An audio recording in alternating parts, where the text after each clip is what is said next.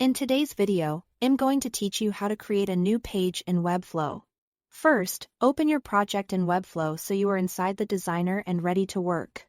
From there, it's important to understand that Webflow gives you two main types of pages you can create: static pages and CMS pages.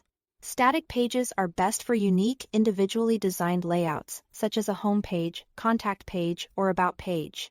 CMS pages, on the other hand, are dynamic and built from collection data, which is perfect for things like blog posts, team member profiles, or portfolio entries. Let's start with creating a new static page. Open the Pages panel by clicking the Pages icon on the left toolbar, or simply press P on your keyboard. Once the panel opens, go to the top right and click the Create New Page icon, which looks like a plus sign. This opens the page settings where you can enter your page name. You can also edit the slug, which is the URL path for that page. If you want it to be more specific or cleaner for visitors, you'll also see optional settings here, including access controls like password protection, as well as SEO fields such as the title tag and meta description. These are useful if you want more control over how the page appears in search engines or who can access it. When everything looks good, click Create to save the page. Webflow will then take you straight into the designer, where you can begin building your layout on a blank canvas by dragging and dropping elements wherever you need them. Now let's look at creating a new CMS page.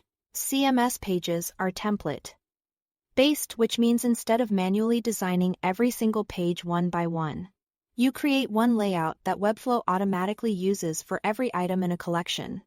To begin, click the CMS icon on the left toolbar and create your collection with the specific fields you need.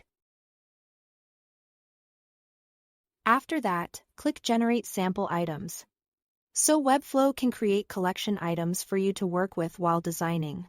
Next, open the Pages panel again and find your new collection under the CMS Collection Pages section. Click the template page for that collection.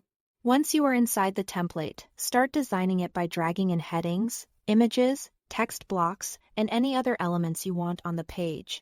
To connect those elements to dynamic CMS content, select an element on the canvas. Then go to the Settings panel using the gear icon on the right. Look for the purple Dynamic Data option, such as getting text, color, or a background image from a collection field. Open the drop-down and choose the corresponding field from your CMS collection. That's all to it. Thanks for watching.